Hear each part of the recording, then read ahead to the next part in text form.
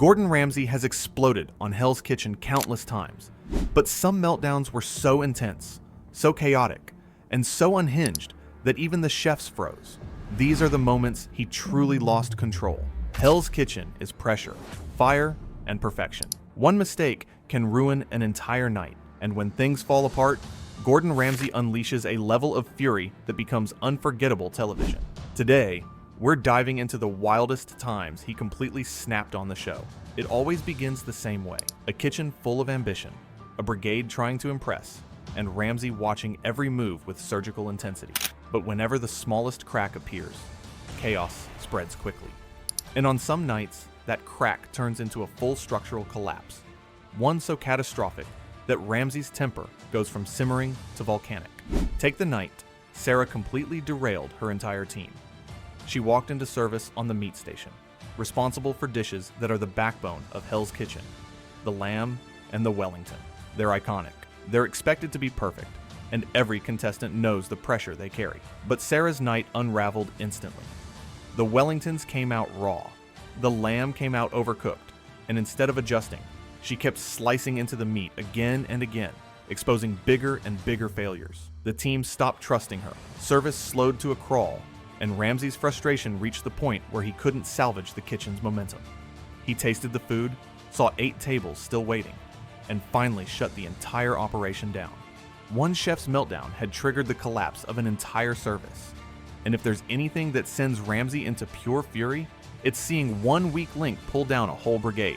But Sarah's disaster was almost calm compared to Jason's unraveling. Jason's problem wasn't incompetence alone. It was his behavior. While his team was drowning in orders, with guests waiting, tickets piling up, and no food leaving the pass, Jason wasn't on appetizers where he belonged. He wasn't helping. He wasn't even in the kitchen. He was outside smoking, casually picking at his toes while everyone else suffered inside. By the time he finally came back, the first dish he served was a risotto, so underseasoned that even a beginner could have fixed it. Instead of listening, he argued, he insisted it was correct. Then he fired another risotto, this time mushy and overcooked. That combination, denial, laziness, and defensiveness, flips a switch in Ramsay every time. And when he forced Jason to sit down and taste the food he tried to serve, it was less about teaching and more about exposing the complete lack of standards that infuriates him. Service stalled for nearly an hour, but amazingly, Jason wasn't even nominated that night. And that unjust outcome made Ramsay's anger burn even hotter, as he told the entire team exactly how useless their performance had been. Then there was Giovanni, the moment that lives in Hell's Kitchen history for the sheer shock of a contestant talking back. Most chefs, no matter how stressed or emotional they get, know the unspoken rule. You don't fire back at Ramsay. You don't challenge him during service. You don't break the line of authority, but Giovanni did. He was cooking a chicken special, one he somehow kept sending out improperly cooked. First raw, then mangled, then just sad looking. Ramsay called him out with one of his trademark stinging insults, and Giovanni, pushed to the edge, fired back in a moment of frustration. The entire room froze. Challenging Gordon mid-service is not just bold, it's suicide. Ramsay's explosion afterward wasn't just anger about the food. It was about a chef breaking the chain of command during the most high-pressure moment of the night. From that point forward, Giovanni never recovered. The spark of confidence he had vanished instantly. But nothing compares to Brian's night on fish. A performance so disastrous it felt almost intentional. Raw branzino, raw cod, burnt fish, inconsistent cooking, one mistake after another, and each worse than the last. As the pile of ruined dishes grew, so did Ramsay's disbelief. Fish is a difficult station on a good day, but Brian's meltdown was on a level of its own. And in Hell's Kitchen, joking at the wrong moment is a fatal mistake. When Brian tried to lighten the tension with a playful comment in the middle of his failures, it only poured gasoline on the fire. Ramsay snapped instantly. You don't joke while sinking a kitchen. You don't laugh while the team is drowning.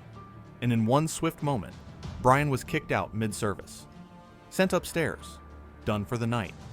Kicked out not because his food was bad, though it was, but because his attitude made the situation hopeless.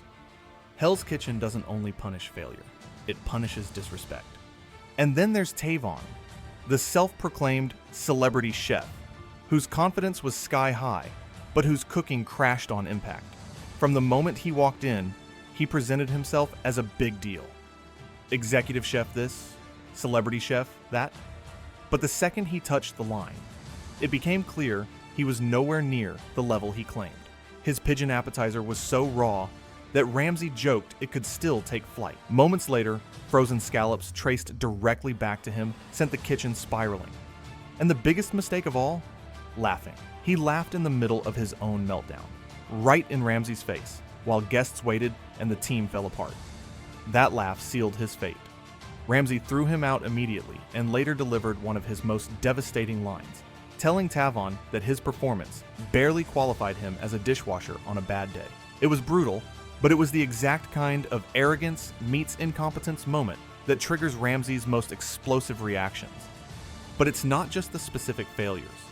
It's the buildup of disaster, the pressure, the helplessness, the sense that the entire kitchen is spinning off its axis. That's when Ramsay's most iconic eruptions happen. The insults become poetry. The fury becomes theatrical. The metaphors become legendary.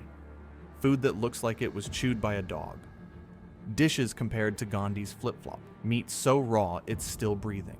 Ramsay's rage comes with its own language. Harsh, vivid, unforgettable. Yet some meltdowns go beyond yelling. Some nights are so bad they push Ramsay past anger into something stranger and more powerful. Disappointment.